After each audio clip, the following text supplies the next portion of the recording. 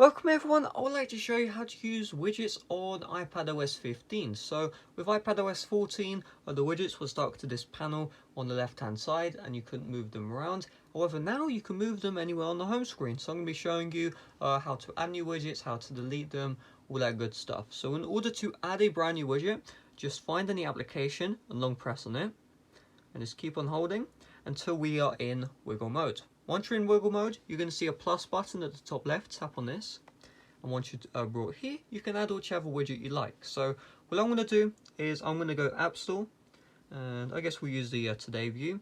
So you can see right here, we can actually choose the size of the widget. So 1x1, 4x1, or 3x3. So we'll just do this one, and you can see the widgets has been added. So to move around the widget, if you're in wiggle mode, you can just move it around like this.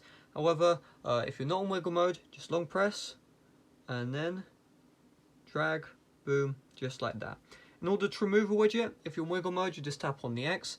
Otherwise, you're going to do a 3D touch, remove widget. So I just didn't tap it.